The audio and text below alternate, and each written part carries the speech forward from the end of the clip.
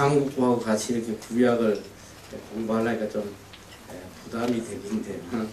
통역하기도 어렵고 또 영어로 준비되어 있으면 참 좋은데 그렇다고 내가 한국을 위해서 영어로 할 수도 없고 그런 또 우리 한국 아이들이 못 알아들으니까 그래서 이제 지난번에는 우리가 신약 전체를 공부했어요. 이제 신약을 잘 생각하면서 구약을 배우면 한결 더 깊은 뜻을 알 수가 있을 거예요. 그래서 오늘 우리가 이렇게 구약 성경을 공부하는 이유가 뭐냐면 어떻게 하면 우리가 하나님의 뜻을 조금이라도 바르게 깨닫고 또 어떻게 하면 우리가 이 성경 말씀 하나님의 말씀을 정말 꿀처럼 이렇게 달게 우리가 읽을 수 있을까? 사실 솔직히 이야기하면 성경이 참 어렵잖아, 그렇죠? 특별히 구약 성경은 웬만한 믿음과 인내가 없이는 마스터 하기가 참 어려워. 마스터가 아니라 끝까지 읽기도 사실 어려워. 좀 믿음 좋으면 창세기 정도 끝내고 좀 더 믿음 좋으면 출애굽기까지는 가요. 그 다음에 레위기 가면 거의가 다 록다운이 돼요. 록다운. 그냥 다 포기해버려요. 기브업.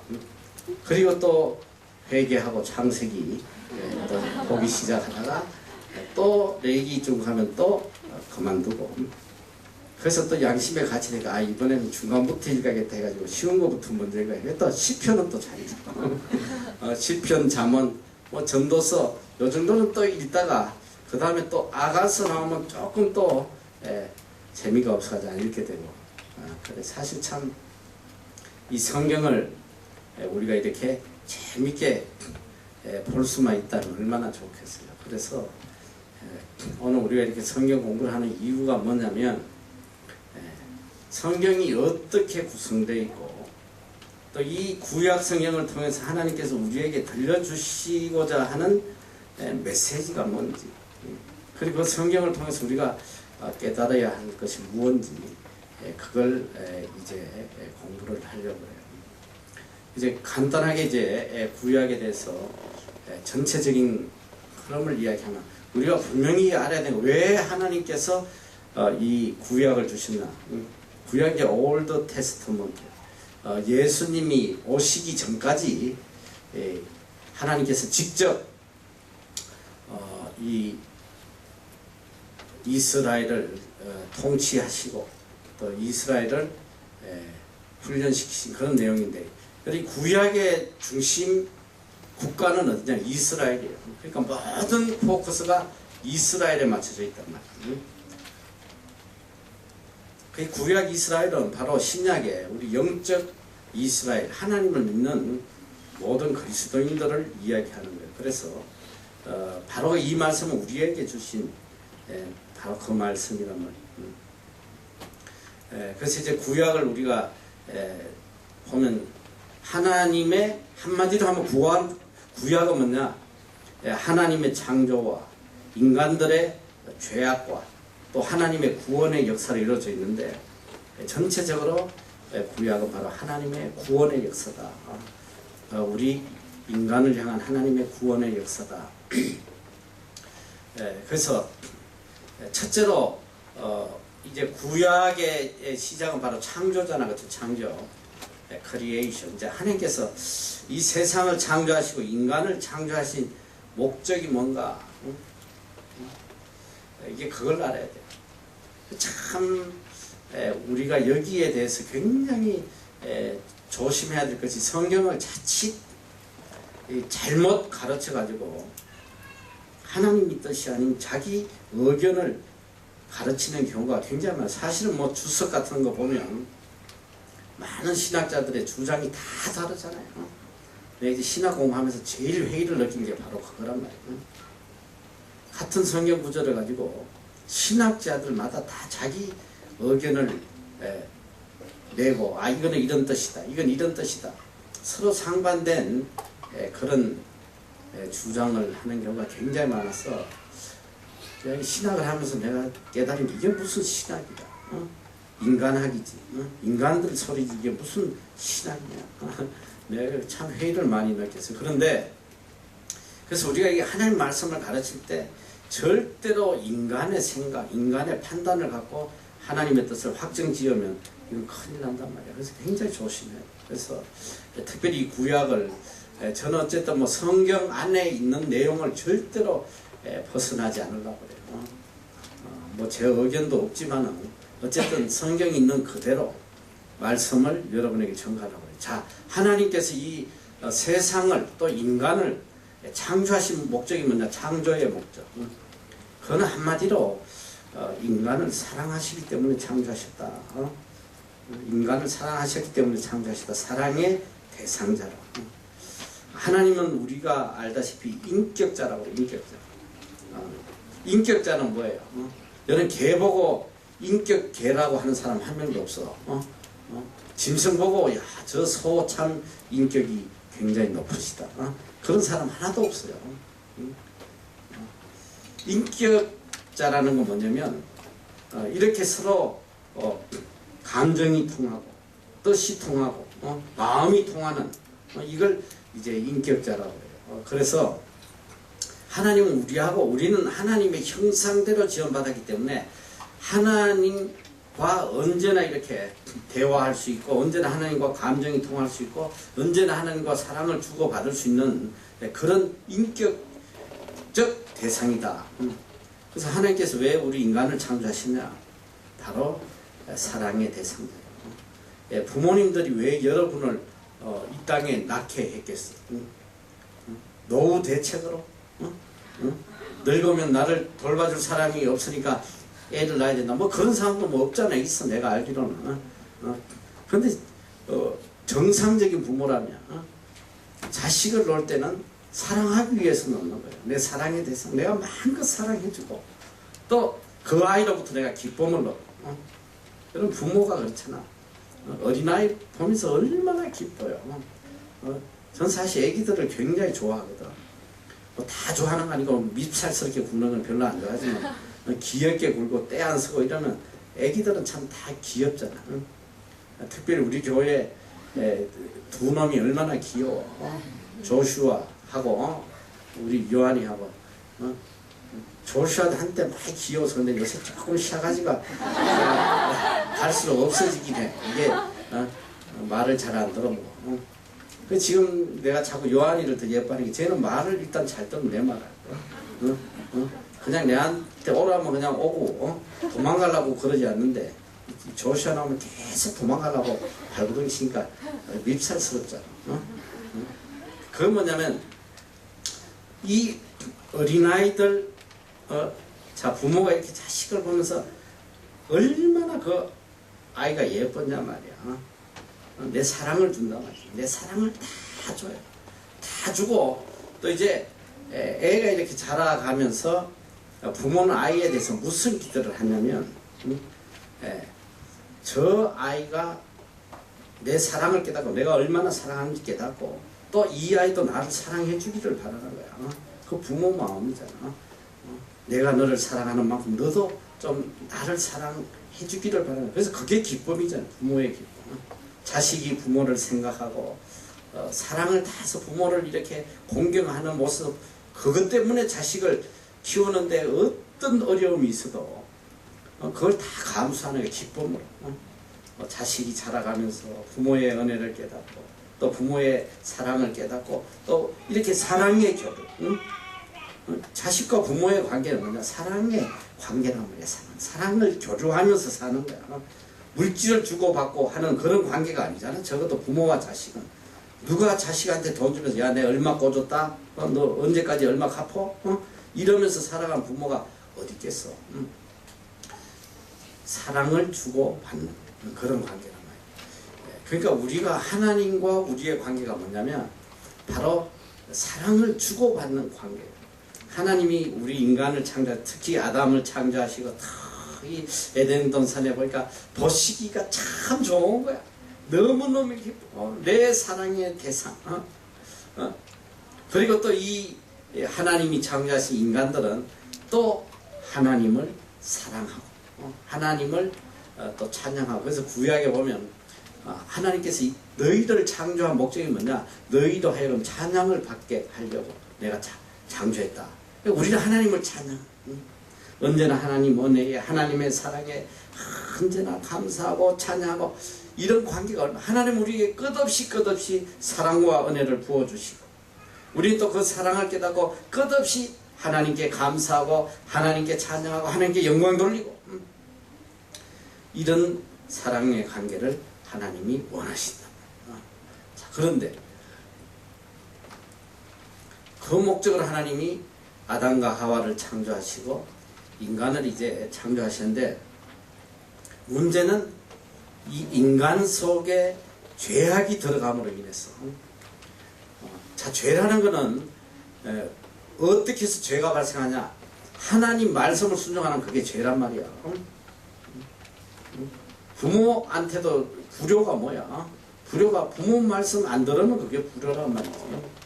하나님께서 주신 명령을 어기고 하나님의 법도를 어김으로써 인간 속에 죄가 오는 거야.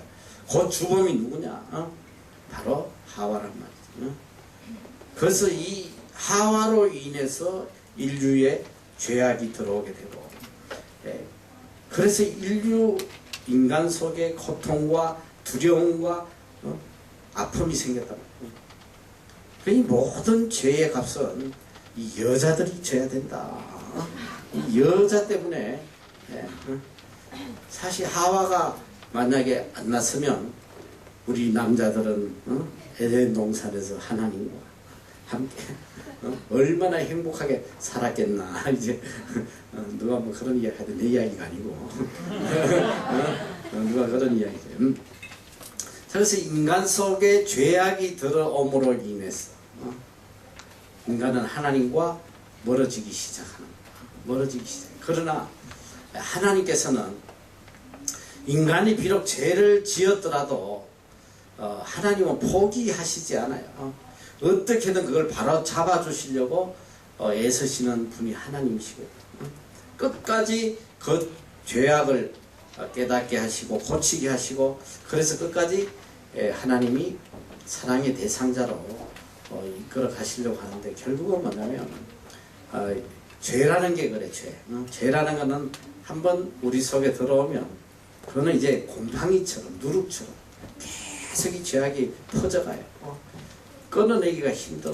결국은 인간 속에 죄악이 자꾸 커져감으로 인해서 하나님과 이제는 도저히 돌이킬 수 없을 정도로 인간이 하나님 앞에 악을 행하게 됐다면 도저히 이제는 아무리 하나님께서 징계하고 채찍질하고 해도 돌이킬 수 없는 관계까지 인간이 죄악 속에 빠져버렸어요. 그래서 하나님께서는 성경에 보면 내가 인간을 만든 것을 후회한다고 하나님께서 인간 만든 걸 후회하신다고 해요. 그래서 많은 사람들이 요 대목을 가지고 또 신학적으로 굉장히 논쟁이십니다. 여러분 내가 분명히 여러분한테 이야기하는데 어떤 신학자의 말이든 어떤 훌륭한 사람 말이든 하나도 들을 필요 없어. 성경에 기록된 그대로만 믿으면 돼. 알아? 응? 이제 신학적으로 그런 거야. 아니 하나님은 전능하신 분인데 어떻게 전능하신 하나님이 어떻게 실수가 있을 수 있어? 하나님 그럼 인간을 만들어 놓고 스스로 실수해가지고 말이지 막 후회하고 막 한탄하고 뭐 하나님 그런 불완전한 존재인가? 뭐 이런 것 가지고 신학적 논쟁을 막 하고 하는데 여러분 절대로 그런 걸 갖고 따지지 말란 말이야. 하나님이 후회하신 것은 분명히 하나님이 뭐 불완전한 분이라서 후회하신 건 아니란 말이지. 다만 우리가 하나님에 대해서 전적으로 깨달을 수 없다는 거야. 그러나 그대로 받아들이면 돼. 하나님은 인간을 하나님께서 친히 사랑의 대상자 세우셨는데 인간이 죄악을 행함으로 인해서 하나님과 돌이킬 수 없는 관계까지 갔고 하나님은 그걸 심히 한탄하시고 인간을 멸해버렸다 이 소리야. 그러면 노아의 홍수예요. 노아의 홍수를 통해서 인간을 지면에서 완전히 다 썰어버렸어. 썰어버렸어. 노아의 가족 8명만 놔두고 다 썰어버렸단 말이야. 그래서 하나님께서 그 시대에 그래도 의인인 노아, 이 노아 가족을 보시면서 다시 한번 소망을 가지고 희망을 갖고, 그래 노아 너라면 다시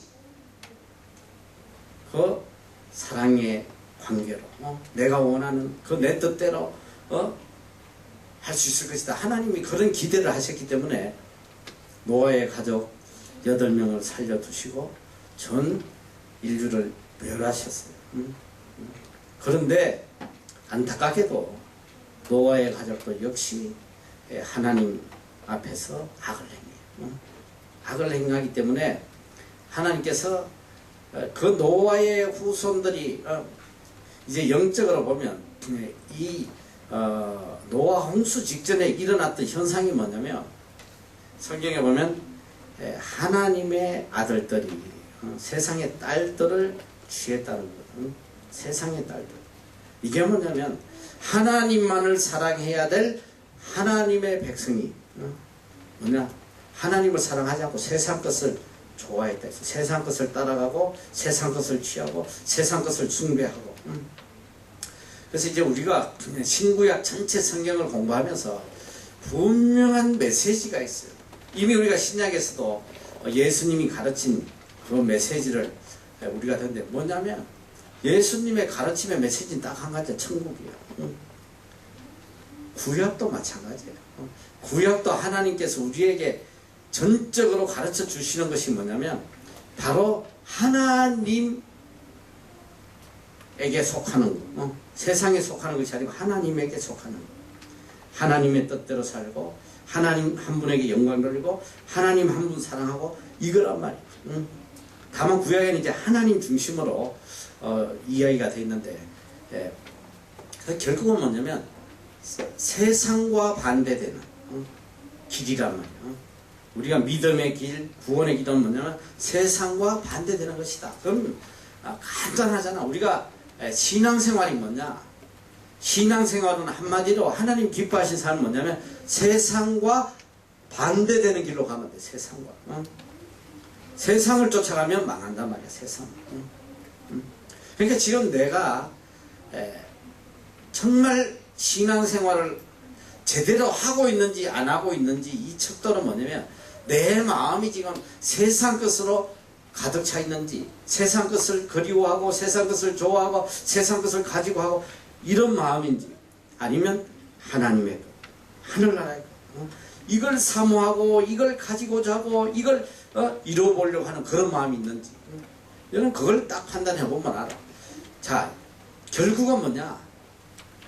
하나님의 뜻대로 사느냐 멸망의 길로 가느냐, 그 척도가 뭐냐면 내가 세상 것을 취하느냐 하늘의 것을 취하느냐, 이거 차이. 지금 이스라엘 저 인류가 멸망하기 직전에 노아 홍수가 일어나기 직전에 일어났던 현상이 뭐냐면 하나님의 아들들이 세상의 딸들을 취하는 거예요. 세상에 도저히 이 성경은 뭐냐면 이제 창조 때부터 나타나는 현상이 죄가 들어옴으로 인해서 두 가지의 그룹이, 두 가지의 계대가 흘러온단 말이에요. 성경에는 뭐냐, 하나는 영적인 하나님 쪽에선 라인이 있고 하나는 악령의 라인에선 그 두 가지가 있어. 두 가지. 이건 계속 끝없이 다툼과 영적인 싸움을 일으키는 거예요. 자, 그래서 결국은 뭐냐? 노아 홍수 전까지 이 죄악, 악령의 세력, 세상의 세력이 하나님의 영의 세력, 하나님의 자녀들, 이걸 다 삼켜버린 거예요. 도저히 이제 하나님께서 돌이킬 수 없는 상황이 되니까 이 모든 악한 것들을 다 멸하시는 거예요. 다 멸하시고 이 노아의 가족들만 살려서 새로운 구원의 역사를 시작하시는 거예요. 그런데 뭐냐, 아직도 이 노아 당시의 어인이었지만 이 노와 자식, 한과 색과 야백과 또 뭐 그 자부들, 며느리들, 이 속에 여전히 이 악한 영들이 존재하고 있었단 말이에요. 그 후손이 또 이제 퍼지면서 또 악한 무리들이 또 다시 이 세상을 정복하는 그런 안타까운 역사가 나요. 그래서 창세기 11장에 보면 뭐냐? 바벨탑 사건이 나와요. 바벨탑 사건. 인간이 얼마나 악하면 우리가 하나님을 점령하겠다. 하나님과 같은 자리에 올라가겠다고 바벨탑을 짓기 시작.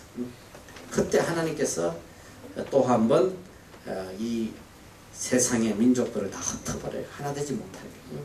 언어를 들리게 해가지고 다 흩어져 버려요. 이 인간들이 그때 바벨탑만 안 샀어도 너희들이 여기까지 와서 힘들게 영어 공부할 이유가 없다 이 소리야. 전 세계는 한 언어로 다 통하는 거야. 근데 이 나쁜 놈들이 바벨탑 짓는다고 기어 올라가가지고 이게 지금 언어가 몇 개야 이거. 그럼 위클리프 필요도 없어. 위클리프 선교사 저 브라질에서 여기 올 필요도 없다고. 세계는 다 한 언어니까 한 언어로 그냥. 자, 그래서 하나님께서 어떤 결정을 내리시냐면 이 도저히 안 되겠다. 아무리 해도 안 되겠다. 그래서 이제 새로 하나님의 나라를 새로 건설해야겠다. 믿음의 한 사람을 택해가지고 하나님께서 직접 통치하시고 직접 관리하시는 하나님의 나라를 세우겠다. 그래서 누굴 선택하냐면 바로 아브라함을 선택을 하시는 믿음의 조상인 아브라함을. 그래서 창세기 12장부터는 자 그래서 일단은 자 이제 내가 대략적으로 구약 성경 구약이 어떻게 구성되어 있는지를 먼저 잠깐 설명을 하고 계속적으로 이야기를 하겠습니다. 자, 구약은 여러분이 알다시피 구약은 영어로 이야기하면 이쪽에서도 이런 내용 연집사 띄워줘서 저쪽 볼 수 있게. 그렇지. 자, 구약은 너희들은 일로 봐. 저거 볼 필요 없어. 자, 구약은 영어로 말하면 뭐야? 올드 테스트먼트 알아? 올드. 올드는 뭔지 알지? 늙었다 이 소리야. 올드 테스트먼트야. 자, 구약은 올드 테스트먼트 39권으로 됐지. 39권. 일단 구약 성경이 어떻게 구성되어 있냐면 참 재밌게 구성이 돼 있어. 우리가 생각하는 그런 구성이 아니야. 그래서 이게 구약이 좀 어려워. 왜 이렇게 구성을 해놨나? 시간적으로 쫙 흐르게 해놓으면 참 이해하기가 쉬운데 그렇게 구성이 안 돼 있어. 구약은 첫째로 처음에 나오는 17권은 창세기부터 에스더까지 17권은 이걸 구약에서는 역사서라고 그래. 역사서. 이 역사서는 뭐냐면 시간의 순서에 따라서 쭉 신약에 역사서 딱 하나 있다고 그래서 뭐야? 사도행전이 역사서란 말이야. 구약에는 17권이 역사서예요. 창세기부터 에스더까지. 요거는 이제 시간의 순서에 따라 되어 있기 때문에 참 이해하기가 쉬워. 우리가 쭉 읽어가면 이렇게 되구나. 근데 이제 에스더가 딱 끝나고 나면 느닷없이 뭐가 나오냐면 시가스가 나와요. 시가스는 뭐냐? 시와 노래야. 시와 노래. 시가스가 5권이 나와요. 이거는 욥기부터 해가지고 욥기, 그 다음에 시편, 잠언, 전도서, 또 아가서, 또 뭐야? 5개네. 자, 시가스가 나와. 시가스. 근데 시가스가 딱 끝나고 나면 뭐가 나오냐면 예언서가 나. 선지서라고도 하고 예언서라고. 그래. 17권. 또 17권. 선지서 혹은 예언서라고 그래. 예언서. 자, 여기서는 이제 이사야서부터 해서 이렇게 말라기까지 쭉 이렇게 17권이 나오는데, 이거는 이제 내가 좀 이따가 구체적으로 하는데, 이 선지서부터가 굉장히 어렵게 시작하는 거야. 왜 어렵냐면, 이 구성이 우리가 생각하는 뭐 시간대별로 되어 있는 게 아니고, 대선지서, 소선지서 이렇게 구분이 되어 있어. 5권이 대선지서, 하나는 소선지서, 대선지서는 5권, 또 소선지서는 12권. 이렇게 해서 이게 17권인데, 이 대선지서는 뭐냐면, 나오듯이 뭐, 이사야서라든지 에스겔이라든지 다니엘이라든지 쭉 이렇게 에레미야, 이렇게 5권, 에레미야, 에가, 이렇게 해서 5권이 나오는데, 이거는 어떤 순서로 이게 만들어지냐면, 책의 두께, 분량의 제일 두꺼운 책, 그 다음 덜 두꺼운 책, 이렇게 해서 가장 두꺼운 책 5권을 대선지서라고 해요. 그러다 보니까 굉장히 혼돈이 돼요. 왜냐면 다니엘서, 에스겔서, 다니엘서, 이게 지금 시간적으로 이야기하면 다니엘서가 먼저 나야 돼, 에스겔이 먼저 나야 돼. 다니엘이 먼저 나야지. 순서가 이렇게 뒤바뀌어 있단 말이야. 에스겔서 나오고 다니엘서 나오고 이런 식으로. 왜 그러냐면 이게 전부 다 책 분량으로 이걸 하다 보니까 이게 맞지가 않아요. 그러니까 굉장히 성경 읽다 보면 막 혼돈이 와. 그래서 이제 우리가 공부하면서 이 17권 선지서에 대해서 할 때 정신을 굉장히 똑바로 차려야 돼요. 그 이 17권은 또 이제 왕정 시대 때 서여진 게 있고, 그 다음에 또 포로 시대 때 서여진 게 있어요. 왕정 시대 때 12권, 또 포로 시대 때 5권이 서여져 있는데, 이런 것들은 이제 추후에 공부하도록 하고, 자, 이제부터 여러분들에게 역사서에 대해서, 지금 이제 역사서에 대해서 내가 오늘은 거기까지 지금 먼저 앞부분을 할 텐데, 역사서는, 자, 그런 게 성경이 어떻게 구성되어 있냐. 처음에 성경은 창조 시대로 구성되어 있어요. 창조 시대. 하나님께서 창조하신 창조에 대한 내용이 나와요. 자, 이거는 창세기 1장에서 11장까지야. 그래서 이거 창조 시대, 요 시대를 뭐냐면 인류의 일반 역사라고 그래요. 인류의 일반 역사. 인류의 일반적인 역사다. 일반 역사. 자, 내가 왜 지금부터 이걸 이야기하냐면, 요때까지는 이제 특정한 대상이 없이 하나님이 창조하신 인간들을 대상으로 계속 구원의 역사를 하신 것인데, 11장에 가서 포기해버리셔. 포기. 도저히 안 되겠다. 바벨탑 짓고 난리치고 도저히 소망이 없다. 그래서 하나님께서 믿음의 한 사람을 선택한단 말이야. 그래서 이스라엘을 만드시는 거예요. 그러니까 이스라엘은 언제부터 시작됐냐면 창세기 12장 아브라함 때부터 시작이 돼요. 이스라엘의 국사. 이스라엘이라는 국사가 생긴다. 요거는 무슨 시대냐면 족장시대라고 해요. 바로 그 아브라함부터 해가지고 아브라함 다음에 누구야? 이삭, 야곱, 여기까지를 족장시대라고. 족장시대. 자, 요거는 창세기 12장부터 해서 창세기 50장 끝까지. 요거는 족장시대다. 족장시대. 자, 족장시대가 끝나면, 자, 족장시대 요새까지 이제 와서 끝나잖아. 그치? 자, 아브라함, 이삭, 야곱.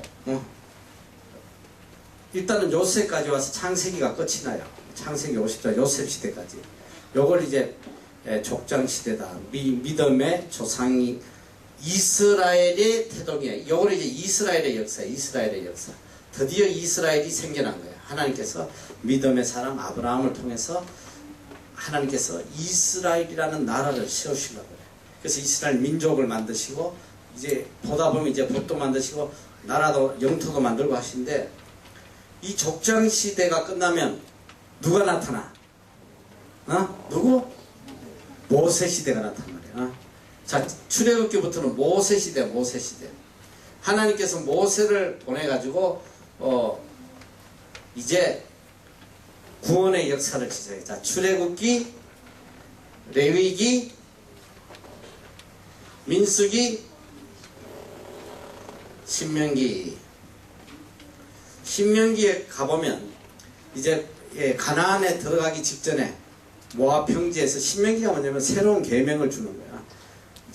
이스라엘 땅에 들어가는 가나안에게 다시는 하나님 떠나지 말라고 거기서 새로운 계명을 준 게 신명기야. 새로운 계명.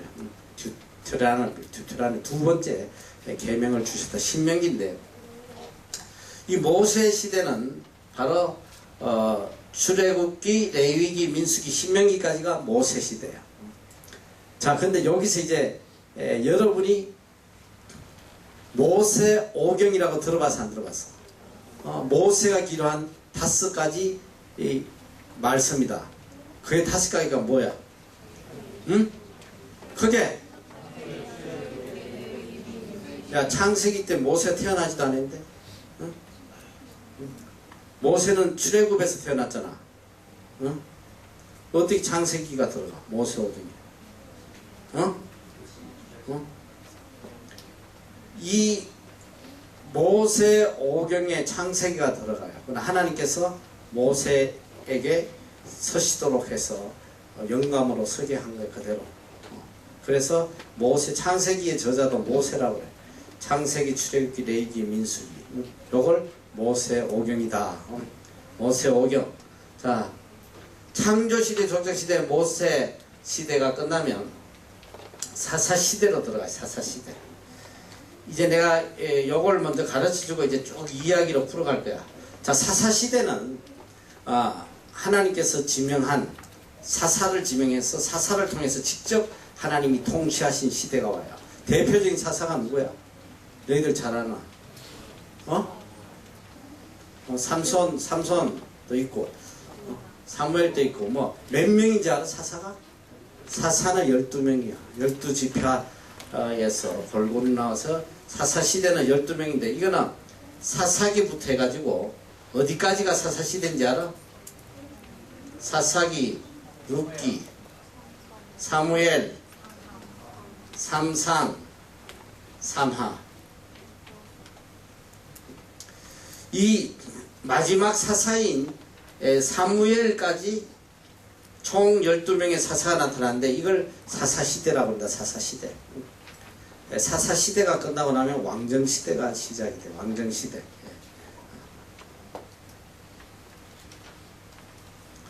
자, 왕정시대는 바로 열왕기, 열상부터 해가지고 역대하까지 간단 말이에요. 역대하. 이 왕정시대는 처음에는 이제 이스라엘이 한 나라로 출발을 하지만 120년 동안 한 나라로 가다가 120년 뒤에 솔로몬의 아들 로보암 때 남과 북으로 갈라져요. 이제 그건 내가 상세하게 나중에 뒤에 살 텐데, 갈라져서 쭉 가다가 나중에 또 북쪽 이스라엘은 아수르에게 BC 721년에 망하고, 또 남쪽 유다는 BC 587년에 바벨론에 의해서 멸망을 받으면서 왕정시대는 끝이 나요. 왕정시대는 끝이 나는데, 왕정시대가 끝나고 포로시대가 시작이 돼. 포로시대. 이 포로시대. 자, 이 포로시대에 이스라엘 민족이 바벨론에 포로 잡혀 가고, 또 이제 페르시아 메데바사에 포로 생활하고, 나중에 이스라엘로 돌아오는, 그걸까지 해서 이렇게 구분되어 있다. 구약은 그러니까 어떻게 구분되어 있냐면, 바로 창조시대, 족장시대, 모세시대, 그 다음에 한번 해봐. 사사시대, 왕정시대, 포로시대. 포로시대는 바로 에스라, 또 느헤미야, 에스더, 요렇게 포로시대다 말이야. 에스라, 느헤미야, 에스더. 그러니까 역사서는 지금 이렇게 17개가 구성이 되어 있어요. 17개가.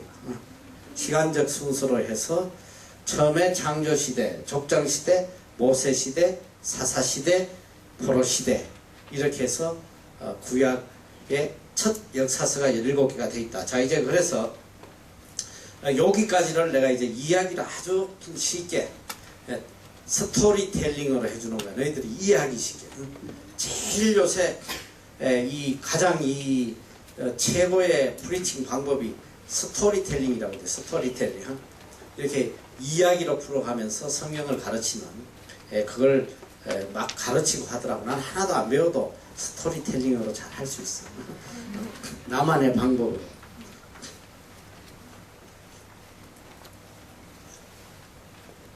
그래서 아까 이스라엘 민족이 하나님께서 이제 아브라함이라는 믿음의 조상을 하나 선택해 가지고 이제 하나님이 직접 관리하시며 통치하시며 하나님이 원하는 이스라엘 나라를 세우시려고 지금 계획을 하죠. 그래서 창세기 12장에 믿음의 사람 아브라함을 선택해 가지고 이제 그 아브라함에게 직접 나타나셔서 직접 말씀하시고 직접 관리하시고 컨트롤을 하시는데, 자, 그리고 이제 그 가족들이 쭉 와서 요셉이가 팔려서 애굽 땅에 가잖아. 애굽 땅에 가는데 여러분 이제 하나님께서 계획하시는 하나님의 나라의 이름이 뭐야? 몰라? 이스라엘이잖아. 이야기해줘도 모르겠어? 이스라엘인데, 자, 이 국가가 존재하려면 세 가지 요소가 필수적이야. 너희들 그 수능고사 올 때 다 했지? 국가의 필수 요소, 첫째는 국민이야. 그리고 두 번째는 법이 있어야 돼. 세 번째 영토가 있어야 돼. 알아? 이 세 가지가 구성이 돼야 나라가 성립해야 하는 거야. 그래서 하나님께 첫째로 국민을 선택하시고 이스라엘 민족, 믿음의 조상 아브라함의 후손들을 통해서 민족을 만드시고, 자, 일단 민족을 만드는 과정이 어디까지냐면 바로 애굽 땅에 가서 출애굽하기 그 전까지 하나님께서 민족을 만드셔요. 민족을. 그 애굽에 가서 종노릇을 하게 되는데 몇 년 동안 종노릇을 하냐? 정확히 430년이야. 430년 동안 이스라엘 민족이 애굽 땅에서 종노릇을 하는데, 내가 지난번에도 이야기해서 하나님께서 딱 두 번 침묵기가 있어. 나타나지 않는, 이스라엘 민족에게 나타나지 않은 침묵기가 있어요. 그게 뭐냐면 바로 이스라엘 민족이 애굽에 종노릇 할 때 400년 동안 하나님이 나타나시지 않아요. 침묵하셔. 그리고 말라기 선지를 끝으로 또 예수님이 오실 때까지 400년간 침묵을 하시는데, 이때에 하나님께서 이스라엘 민족을 국민을 만드시는 거예요. 국민을. 그러니까 이스라엘 민족이 애굽을 타주할 때 몇 명이었어? 몇 명이 나갔어? 성경에 몇 명이나 나와 있잖아. 장정 몇 명?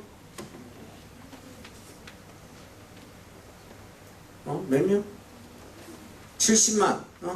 70만이라고 돼 있지. 그런 거 본 적 없어?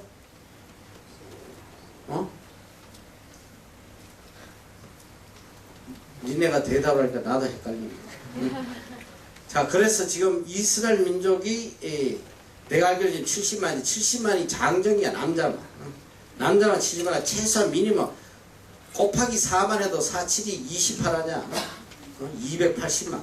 얼마나 많은, 그러니까 이 거의 이 뉴질랜드 정도 되는 인구가 형성이 된 거야. 국민을 하나님께서 형성하시고, 이스라엘 민족이 애굽에서 이제 압제를, 그러니까 400년 동안 하나님께서 안 나타나셨으니까, 너희들 생각을 해봐. 지금 몇 개월만 안 봐도 멀어져요. 영어에 그런 속담이 있어요. out of sight, out of mind. 안 보면 멀어져. 그래서 남자가 군대 가면 다 멀어지는 거야. 그러니까 너희들 군대 갈 때 조심해야 돼. 알았어? 매일 볼 수 있게끔 갈 때 이마빼기에 사진 하나 붙여주고 하든지, 어쨌든 안 보면 멀어져요. 그런데 어쨌든 400년 동안 하나님의 존재를 드러내시지 않으니까 이스라엘 마음속에 하나님에 대해서 다 잊혀져 가는 거지. 그런데 이 애굽 사람들이 이스라엘 백성들을 압제하기 시작하니까 자꾸 인원이 많아지니까 애굽 민족이 두려워하는 거야. 이놈들이 우리보다 인원이 많아지면 우리가 나중에 지배를 당하면 어떡하나, 이런 두려움 때문에 막 압제를 해서 어떻게든 그 힘을 못 쓰게 만드는데, 너무 압제를 당하다 보니까 이스라엘 민족 속에 그들이 선조들이 믿어왔던 하나님에 대해서 생각하게 하는 거야. 하나님만이 우리를 구원해 줄 수 있는 분이다. 근데 울부짖어요. 하나님 앞에 울부짖을 때 하나님께서 그걸 들으시고 누굴 보냈냐면 모세를 보내요. 모세를 보내서 애굽 땅에 있는 이스라엘 민족을 데리고 나오시니까 드디어 이제 하나님의 나라를 건설하시기 위해서 데리고 나오시는 거예요. 나올 때 이제 많은 우여곡절 끝에 10가지 재앙을 내리시고 이스라엘 민족을 데리고 나오시는데, 데리고 나와서 2개월 동안 그들을 데리고 와서 도착한 곳이 어디야? 그게 바로 시내산이란 말이야. 시내산에 데리고 이스라엘이 와서 거기서 몇 개월이냐면 11개월을 있어. 11개월. 11개월 동안 뭘 하냐면 그때 하나님께서 이스라엘 민족에 법을 주시는 거야. 11조. 우리가 아는 십계명. 십계명과 이 레위기가 뭐냐면, 레위기가 이스라엘 민족, 새로운 하나님의 백성인 이스라엘 민족이 어떻게 지켜야 되는지, 하나님의 법을 지켜야 되는지, 그 얼마나 세밀하게 하나님 법을 주시죠. 레위기를 보면 정말 감탄해요. 이 머리 깎는 것까지, 뭐 옷 입는 것까지, 정말 이스라엘 민족이 어떻게 살아야 할지를 준 명문화된 하나님의 법전이 바로 레위기란 말이에요. 레비티스. 그래서 이제 백성을 먼저 만드시고 그 다음에 법을 주셨어요. 하나님 법. 그 다음에 이제 하나님께서 영토를 준비해 놓으신, 그게 뭐냐, 가나안 땅이란 말이에요. 적과 꿀이 흐르는 가나안 땅. 이 가나안 땅은 이미 하나님께서 400년 전에 아브라함에게 약속하신 거야. 내 민족이 4대가 되면 다시 이 땅에 돌아오겠다. 원래 이 가나안 땅은 아브라함하고 다 아브라함의 후손들이 살던 곳이란 말이야. 알아? 거기 살다가 애굽으로 가서 400년 만에 4대 후에 다시 돌아올 것이다.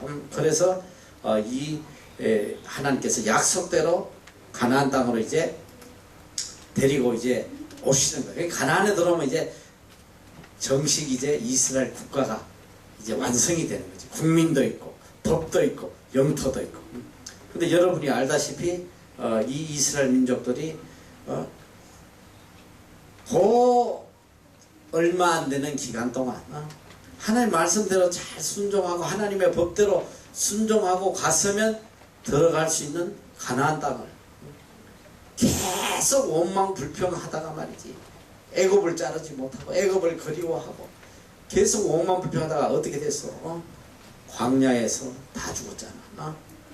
광야에서 40년 동안 광야 생활하면서 다 죽고, 하나님께서 원망했던 자들 다 죽고, 누굴 데리고 이제 새로 가나안을 들어가시냐면, 광야에 애굽에서 탈출할 때 20세 이하의 어린아이들, 죄악에 때묻지 않았던 어린아이들, 그리고 또 광야에서 태어났던 아이들, 이게 중심인물이 되는 거야. 그럼 어린애들만 데리고 들어갔나? 그게 아니야.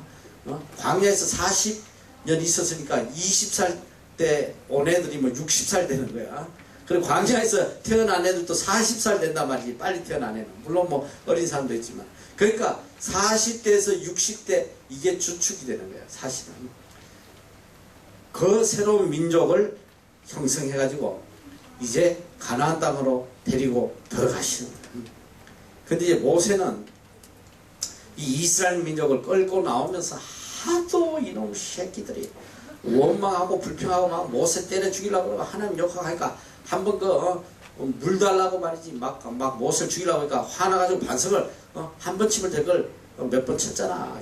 신경질 나가지고 이 배야 안 배야 이러면서 물 처먹어라 막 이러고 그래가지고 하나님의 노를 일으켰어요. 그래서 어쨌든 사실 모세가 굉장히 가나안을 들어가고 싶었지만 결국은 하나님 허락하지 않았어요.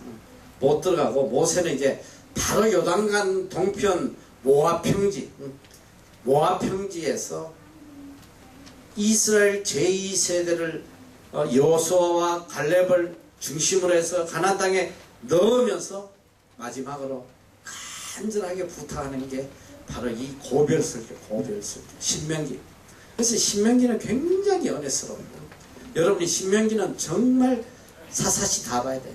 굉장히 은혜스럽고 정말 우리가 그 가슴 속에 새겨야 될 말씀이구나. 신명기의 내용은 뭐냐면 이스라엘 민족이 이미 40년 동안 하나님 앞에 너무 악을 행하고 그래서 멸망했기 때문에 또다시 그런 불행이 일어나지 않도록 하기 위해서 모세가 간절하게 가르쳐요. 지금까지 너희들을 이끌어내신 분은 여호와 하나님이시고 우리가 40년 동안 광야를 헤맸지만 신발이 헤어지지 아니하고 어복이 떨어지지 아니하고 우리가 굶주리지 아니하고 언제나 하나님께서 우리의 보호자가 되시고 인도자가 되시고 독수리가 새끼를 날개로 품은 같이 여호와 하나님께서 친히 너희들을 품고서 여기까지 왔다. 그래서 신명기 보면 신명기 28장이 축복의 장이라고 그러잖아. 그렇지? 축복의 장. 너희들이 상가 여호와의 명령을 상가 듣고 지키면 복을 받는다. 어디냐? 들어가도 나가도 뭐 내 뜻 깡주리가 복을 받고 뭐 다 복을 받는다. 그래서 그 신명기 28장을 축복의 장이라고 하는데 충격적인 건 뭔지 알아? 축복의 말씀보다 저주의 말씀 2배도 더 많아. 너희들이 만약에 하나님을 떠나면 어떻게 되냐? 그냥 집을 아름답게 지어놨는데 왼수가 와서 살게 되고 아름다운 약혼자를 구해서 이제 미래를 꿈꾸는데 네 약혼자는 딴 놈이 데려가 버리고 네 자식이 얼마나 무서운 죄냐면 너가 하나님 떠나면 어떻게 되냐? 네 몸에서 난 자식을 네가 잡아먹게 되고 아주 그냥 막 들어가도 저주 나가도 저주 막 온 12장 다 터져가지고 다 병 걸려 죽고 말이지 막 아주 막 무서워서 못 볼 정도로 저주가 많아요. 사실은 신명기 28장이 축복장이 아니라 내가 볼 때는 축복 저주장 이렇게 같이 붙여야 돼. 축복 및 저주장. 얼마나 하나님을 떠났을 때 오는 그 재앙과 그 하나님의 징벌이 큰지를 그걸 봐야 돼. 그래서 그 신명기 28장은 광야에 들어가는 광야 제2세대에게 정말 너희들이 이 법을 지켜라. 새로운 계명을 주는 거야. 너 이 법 이걸 떠나지 마라. 그렇게 간절하게 부탁을 하고 이제 모세 시대는 끝이 나요. 그리고 이제 사사 시대가 시작되는 거야. 이제 사사. 바로 여호수아가 갈렙이 이스라엘 민족을 데리고 들어가서 가나안 땅에 들어간다. 여러분이 잘 알아야 돼요. 이제 나중에 배우겠지만 가나안 땅에 뭐 그냥 하나님께서 막 그 땅에 막 보니까 막 사방에 막 젖이 줄줄줄줄줄 흐르고 막 가는 데마다 막 꿀이 줄줄줄줄줄 흐르고 막 들어가기만 하면 모든 게 해결되는 그런 땅이 아니란 말이야. 뭐냐면 이미 그 가나안 땅에는 7 족속이 땅을 차지하고서 여부스 족속, 히브스 족속 뭐 해가지고 막 이 얼마나 장대한 놈들, 안압자성들, 너희들은 그 앞에 다 메뚜기. 그 이스라엘 민족이 그 정탐하러 갔다가 한 이야기가 뭐야? 우리는 그 앞에 메뚜기다. 그냥 다 죽게 생겼다. 그 정탐하고 가가지고 막 옷을 찢고 울고 불고 막 난리가 나가냐. 우리 다시 돌아가야 된다고 막. 그러나 여호수아와 갈렙만 12명이 갔는데 2명만 갔다 와서 무쌍하게 헛소리를 하냐. 헛소리들 하지 마라. 저들에게는 하나님이 없지 않냐. 우리에게 여호와 하나님 계시다. 저희들 우리의 밥이다. 밥이다. 능히 올라가자. 우리가 취할 것이다. 이 2사람만 하나님을 보고 환경을 안 보고 하나님을 봐. 10명은 그냥 막 옷을 찢고 막 그냥 막 엉엉 울고 방송 대곡을 하고 이제 다 죽었다고 말이야. 그렇게까지 가르쳐서 데리고 들어가는데 그따위 짓을 하는 거야. 그거는 뭐 들어가기 전 이야기네. 그래서 들어가기 전에 있었던 일이야. 그거는 그래서 하나님께서 40년 동안 광야에서 그래 너희들이 정거래 너희들이 탐지한 40일을 1년으로 계산 하루를 1년으로 계산해서 40년 동안 광야에서 지내도록 해라. 그래서 넣어주지 않아서 40년 동안 광야 생활하겠는데 그리고 이제 데리고 들어갔는데 거기에는 7 족속이 그런 아낙 자손들, 네피림 후손들, 이런 장대한 기골이 장대한 놈들이 그걸 땅을 갖고 있는데 거의 너 생각해봐. 이스라엘 민족이 40년 동안 광야를 헤매니까 그냥 뭐 영양 상태가 뭐 그렇게 좋겠어? 깨재재야 또 얼마나 지쳐있어 전부 다. 그런데 가가지고 그 큰 놈들하고 싸우려니까 걔들은 적과 꿀만 먹어가지고 힘도 엄청 세요. 그런 애다가 어떻게 싸우겠어? 그런데 이 사사시대라는 건 뭐냐, 바로 이런 환경에 있는 가나안 땅에 들어가서 하나하나 점령해 나가는 거야. 그들하고 싸워서, 그러니까 가나안의 점에서 땅을 뺏는 그런 단계란 말이야. 땅을 뺏어 나가는, 차지해 나가는. 그러니까 이 사사시대는 끊임없이 전쟁이 일어나요. 사사시대 한 300년 동안 진행이 되는데 이 300년 동안 끊임없이 얻어 터졌다가 또 땅을 뺏었다가 이 전쟁을 하는데 뭐냐면 하나님을 떠나고 그들이 우상을 섬기고 할 때는 반드시 패해요. 그 블레셋이라든지 주위에 다른 족속들이 와가지고 박살을 내놓고 말이지. 그건 또 엉엉 울고 막 하나님한테 살려달라고 매달리면 하나님께 또 사사를 보내주시고, 그 또 사사가 또 가서 또 전쟁에서 이기고, 또 이제 또 살만하면 또 하나님 떠나고 또 죄악을 행하고 뭐 얼마나 악을 행하는지 몰라. 그런 과정에서 계속적으로 이제 가나안을 점령해 나가는 그 상황이 뭐냐면 사사시대에 대한 이야기예요. 근데 사사시대에서 끝없이 전쟁을 하다 보니까 이 이스라엘 민족이 보니까 이거 뭐야, 우리는 군대도 없고 말이지 아무것도 없는데 딴 나라는 블레셋이라든지 뭐 이웃에 이런 7 족속들이 전쟁하러 올 때 보니까 이거는 막 그냥 왕이 막 선두지휘하고 막 전차 타고 막 그냥 지네들 그냥 막대기 들고 이러고 있는데 도저히 이거는 이래가지고는 우리가 도저히 여기서 살아남을 수 없다. 우리도 왕을 필요로 한다. 왕. 우리도 왕을 만들고 군대를 만들자. 그래서 뭐라 그러냐면 이 사무엘에게 우리도 왕을 세워달라고 그래. 왕. 우리나라에도 왕을 세워주세요. 막 그때 하나님께서 굉장히 섭섭해하시 이스라엘 민족에 대해서. 너희들이 이제는 내 통치를 싫어하는구나. 내가 너희들 왕이 돼서 직접 통치해줬는데 이제는 나보다도 너희 왕을 세우려고 하는구나. 하나님 굉장히 섭섭해요. 하나님의 통치 방법은 사사였다가 사사를 세워서 하나님이 그때그때마다 하나님이 직접 역사하시는 통치 형태를 택하셨는데 이 사사들이 사사시대 때 이제 왕을 달라고 이스라엘 민족이 울부짖고 난리치니까 하나님께서 그래, 지네들이 좋은 대로 세워줘. 왕을 세웠을 때 어떤 일이 나는지 한번 해보라고 말이지. 세워져요. 그래서 왕정시대가 시작돼요. 왕정시대. 그래서 이스라엘의 초대 왕이 누구야? 사울이란 말이야. 사울. 이스라엘 초대 왕 사울을 세우시고 그 다음에 두 번째 왕이 누구야? 다윗이란 말이야. 그래서 사실은 사무엘이 누구 때까지 있었어? 다윗 때까지 있었어. 그래서 사실은 이게 사울과 다윗은 왕정시대의 시작이면서도 사사시대의 성격을 띠고 있어요. 그래서 실제로 왕정시대는 솔로몬 때부터 시작되는 거예요. 그래서 자, 우리가 왕정시대는 성경에 어디서부터라고 그랬어? 열왕기상이지. 그러니까 너희들 이제 열왕기상, 드디어 이스라엘의 왕에 대한 이야기가 나오구나. 다윗을 찾으려고 하루 종일 열왕기상을 처음부터 끝까지 뒤져도 다윗 이야기 하나도 안 나온다 이 소리야. 알아? 열왕기상하에서는 찾으면 안 된다 이 소리야. 어디서 나오냐? 사무엘 상하에 나온다 이거. 사무엘 상하에. 다윗과 사울에 대한 이야기는 전부 다 사무엘 상하에서 다루고 있다. 그때는 사무엘이 사사로 있을 때이기 때문에 사무엘 상하에 다 나온다.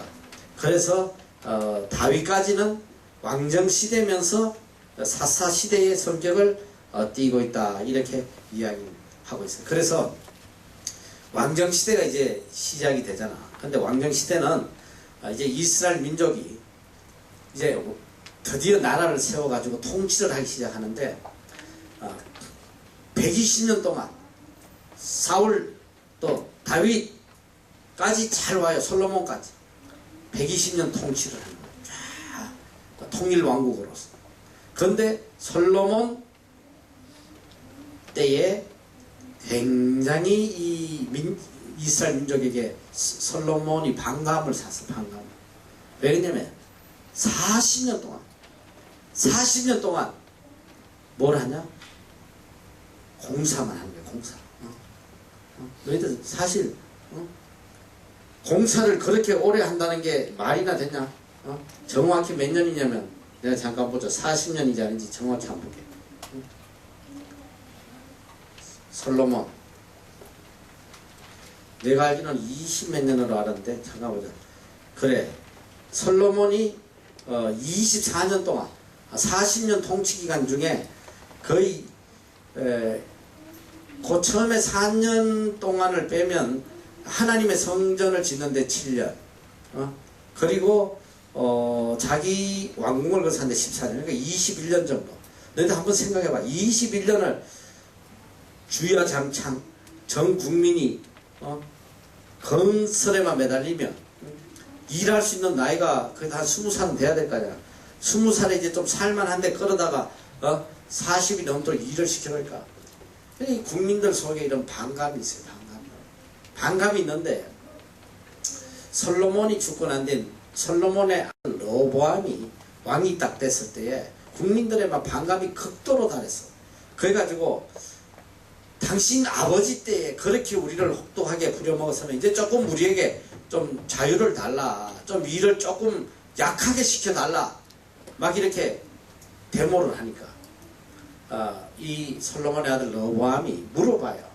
이 원로들에게 물어봐. 나이 든 원로들에게 어떻게 하면 좋겠습니까? 그때 원로들이 그래 그동안 너무 우리 민족이 고생했으니까 이제는 좀 더 사랑으로 더 넓은 마음으로 감싸주고 조금 무게를 줄여주라. 근데 이 노티한 친구들에게 물어봐. 이 젊은 놈들한테 야 우리 이 국민들 이런데 내가 어떻게 하면 좋겠냐. 그랬더니 얘들이 야 니네 아버지 때 몽둥이 들었으면 임마 니는 쇠창살로 때려야지. 요만큼 시키면 더 2배로 더 시켜야지 네가 통치할 수 있다. 이 젊은 놈들 말을 듣고 그렇게 하다가 완전히 반란이 일어난 거야. 누가 일어났냐면 이 솔로몬 시대 때에 이 건설을 했던 총 책임자였던 여로보암이라는 사람이 있습니다. 이 여로보암이 모든 이스라엘 민족을 규합을 시켜요. 그래가지고 야 우리가 무엇 때문에 이 밑에서 고생을 하냐. 우리가 나라를 세우자. 그래서 총 몇 지파야? 12지파 중에 유다 지파와 베냐민 지파만 빼고 나머지 10지파가 반기를 들고 북쪽에다가 이스라엘을 세워버려요. 그게 북쪽 이스라엘이에요. 그래서 솔로몬 아들 때에 2지파를 가지고 남쪽 유다. 그래서 이제 성경은 남쪽 유다, 북쪽 이스라엘 이렇게 나뉘는 거예요. 북쪽 이스라엘을 세워버려요. 그래서 이제 북쪽 이스라엘의 역사가 시작이 되는 거야. 북쪽 이스라엘의 역사가 시작되고 남쪽 유다의 역사가 시작돼요. 이제 분열 왕국이 시작돼요. 분열 왕국. 그래서 분열 왕국이 시작되는데 이 북쪽 이스라엘은 하나님 앞에 죄악을 굉장히 많이 행해요. 이 여로보암이 지난번에도 내가 잠깐 이야기했듯이 이스라엘 민족들이 저 하나님 앞에 그 이스라엘 민족은 유월절이라든지 이런 오순절이라든지 절기만 되면 꼭 성전에 가서 예루살렘 성전에 가서 제사를 드려야 되는데 이제 북쪽에다가 나라를 건설해 놓으니까 성전이 없잖아. 그러니까 전부 다 북쪽 이스라엘 사람이 절기 때마다 남쪽 유다로 예루살렘으로 제사를 드리러 가면 거기 가서 마음이 바뀌어가지고 안 돌아와 버리면 큰일 나니까 못 가게 막은 거야. 그리고 가짜 산당을 만들어. 제단을. 그게 뭐냐면 베델과 단에다가 가짜 산당을 만들어가지고 너희들 여기서 제사해라. 그리고 성경에는 반드시 제사장은 레위 족속만이 하게 돼 있어. 레위 족속. 근데 이 가짜 사입이 아무 족속이나 그냥 제사장으로 임명해가지고 하나님을 모독한 거야. 그래서 얼마나 이 여로보암이 하나님 앞에 악을 행했는지. 그래서 이 북쪽 이스라엘의 멸망의 원인은 이제 보면 느밧의 아들 여로보암의 죄다. 느밧의 아들 여로보암의 죄. 그리고 남쪽 유다는 이제 나중에 나오지만은 바로 히스기야의 아들이 므낫세의 죄악이다. 남쪽에 제일 악을 행한 왕은 므낫세야. 그래 북쪽에 제일 악을 행한 사람은 여로보암이 하나님 앞에. 그래가지고 이제 북쪽 이스라엘은 끊임없이 쿠데타가 일어나요. 박씨가 했다가 또 이씨가 와가지고 칼로 찔러 죽이고 또 왕이라고 이씨가 죽고 나면 김씨가 올라오고 이게 그 역성혁명이 일어났는데 쿠데타가 몇 번이냐. 어쨌든 왕조가 9번이 바꿔. 9번. 왕이 몇 번 바뀌냐면 19번이야. 그러니까 막 뚜더 편안한 날이 없는 거야. 좀 하다 보면 또 피비린내 나고 또 바뀌고 또 바뀌고. 그런데 이 남쪽 유다는 하나님께서 다윗에게 약속하신 게 있어요. 내가 다윗의 위를 견고하게 하겠다. 그래서 남쪽 유다에는 한 번도 쿠데타가 안 일어나. 왕이 20명이 밖에 마지막 시드기야 왕 때 멸망할 때까지 한 번도 왕이 이 다른 파가 되는 게 있어. 유다 지파만 왕이 되는 유다 지파. 그렇게 쭉 내려와요. 그런데 어쨌든 이 북쪽 이스라엘과 남쪽 유다가 계속 서로 싸움 박지를 하긴 하는데 이제 그거는 왕정 시대 가서 내가 좀 해줄 텐데 어쨌든 북쪽 이스라엘은 BC 721년 히스기야 아수르에 의해서 멸망을 당해. 호세아 왕 때 완전히 멸망당해서 뿌리도 없이 사라지고, 남쪽 유다는 그보다 130년 뒤에 BC 587년 시드기야 왕 때에 바벨론에 멸망을 해요. 그러나 내가 이야기했듯이 그렇게 해서 왕정시대는 끝이 나. 왕정시대는 끝이 나고 그 다음에 포로시대가 시작되는 거야. 바벨론에 포로 잡혀갔던 이스라엘 민족들이 거기서 70년 뒤에, 하나님께서 70년 뒤에 다시 예루살렘으로 돌아올 것이라고 예언을 하셨기 때문에, 약속을 하셨기 때문에 70년 뒤에 바로 페르시아 메데 바사 고레스 왕 원년에 그 고레스 왕이 70년 만에 이스라엘 민족을 예루살렘에 돌려보내요. 돌려보내서 다시 회복을 시키는 거야. 그 이 포로 시대 때가 그때 이제 가장 큰 역할을 했던 사람이 이제 바로 그 에스라라는 사람이에요. 에스라는 우리는 성경에서 여러분 에스라에 잘 모르지만 구약 성경에 제일 큰 영향력을 끼친 사람이 모세와 에스라예요. 포로 시대의 모세와 같은 사람이 에스라란 말이에요. 에스라 그리고 느헤미야. 근데 이 에스라는 이제 느헤미야는 이제 그 총독으로 와가지고 무너진 성벽을 건설하는 일에 주를 했는데, 이 에스라는 무슨 일을 했냐면 영적 회복을 시킨 거예요. 영적. 70년 동안 포로 생활하면서 무너졌던 모든 영적인 모든 규범과 모든 영적인 그 상태를 말씀으로 회복시키고 다시 하나님이 주신 법대로 그 이스라엘 민족을 다시 회복시키는 그 리더로서 역할을 하는데, 이 에스라가 굉장히 위대한 사람. 그래서 역대상 역대하 이거 다 에스라가 기록을 한 거야. 그래서 이스라엘 민족을 영적으로 회복시키는 그 역할을 한 사람이 에스라다. 그래서 포로 시대가 이제 70년 뒤에 끝나고 이스라엘 민족들이 이제 예루살렘으로 돌아와 가지고 거기서 이제 새로운 예루살렘을 건설하는데, 그렇게 돌아와 가지고 에스라를 중심으로 느헤미야, 학개, 스가랴 이런 사람들이 중심이 돼 가지고 영적 회복 운동을 시키는데, 그렇게 어렵게 돌아와서도 또 이 민족이 죄악을 행하는 거야. 하나님 앞에서 죄악을 행해요. 하나님께서 메시아를 보내주신다고 그랬는데 왜 메시아를 빨리 안 보내주냐고 이제 막 그렇게 항의하고, 또 하나님 앞에 말라기에서 보면, 말라기가 뭐냐면 바로 이 이스라엘 민족이 예루살렘으로 돌아와서 그들의 영적 상태를 보여주는 거예요. 그래서 말라기가 마지막 선지인데, 이스라엘 민족이 얼마나 영적으로 그때 악해졌는지 하나님 앞에 막 따지는 거 하나님 당신이 우리를 뭘 사랑하냐 하면서 따지고 말이지.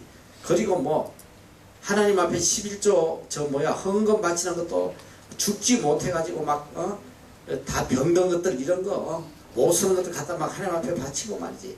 그리고 이혼하고 말이지 막 엄청난 악을 행해요. 그래서 말라기에 보면 이제 그걸 책망하는 거야. 이런저런 것들을 책망하면서 말라기의 마지막에 말씀하시는 게 뭐냐면 말라기 선지가 이제 내가 너희에게 엘리야 선지를 보내겠다. 엘리야 선지를 보내겠다. 그리고 하나님께서 침묵하시는 거예요. 몇 년 동안? 몇 년? 400년 동안 하나님께서 침묵하시는 거예요. 이게 엘리야를 보내겠다고 한 게 뭐냐면 바로 세례 요한을 보내겠다고 말씀하시는 거예요. 그래서 이 구약은 이렇게 구성이 되어 있단 말이야. 너희들이 이제 구약을 한눈에 지금 다 본 거야. 구약 전체가 이렇게 구성되어 있다. 자, 첫째는 무슨 시대? 두 번째? 세 번째? 네 번째? 다섯 번째? 여섯 번째? 포로 시대. 이렇게 구성되어 있는 게 구약이다. 구약 지금 성경책이 그렇게 지금 구성이 되어 있다.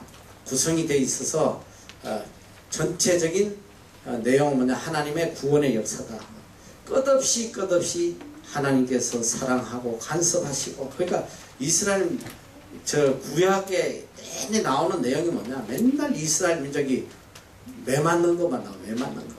맨날 하나님 떠났다가 죽도록 얻어 터져가지고 이 나라에 처박히고 저 나라에 처박히고 막 울고 불고 하나님 앞에 매달리면 또 하나님 도와주시고, 또 살만하면 또 하나님 떠나서 우상 섬기고 죄악을 행하고 얼마나. 그러니까 그거의 반복이야. 계속 하나님은 끝없이 이스라엘 민족에게 구원의 역사를 하고 계시고, 이스라엘 민족은 끝없이 하나님을 떠나서 우상을 섬기고 죄악을 행하고, 지금 계속 그런 역사의 반복이 뭐냐면 바로 이 구약이야.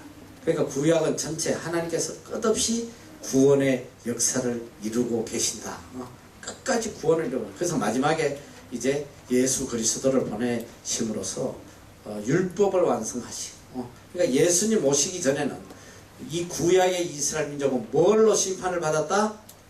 율법으로 심판을, 하나님 주신 법으로 심판을 받았어요.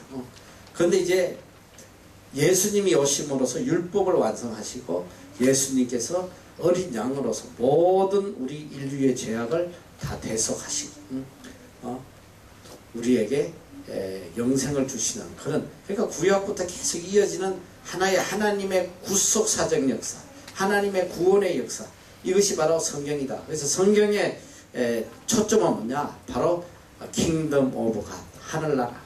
하나님께서 우리를 이 땅에서 구원하셔서 하늘나라의 영원한 하나님의 후사로서, 자녀로서 영원토록 함께 살게 하시기 위해서 우리에게 주시는 말씀이다. 벌써 하다 보니까 시간이 다 갔네. 어쨌든 여러분 이제 전체 이 성경의 흐름을 이제 여러분이 깨닫고 하나님의 구원의 역사, 그리고 이제 내가 다음 시간부터는 이제 조금 요 군데 좀 세밀하게, 그래서 구약은 내가 아주 깊이는 들어가지 않아요. 깊이는 들어가지 않고 아마 빠르면 한 2번 정도 더 하면 이제 구체적으로 좀 더 상세하게 배울 수 있겠다. 그렇게 해서 끝을 내려고 그래요. 자, 구약이 이제 눈에 환하게 들어와. 구약이 이렇게 구성되어 있다는 거 딱 여러분이 한눈에 딱 들어오잖아. 이제 그걸 보면서 성경을 읽으면 굉장히 쉽게 이해를 할 수 있다. 자, 오늘 여기까지 하고 기도하고 마치도록 해서 기도합시다.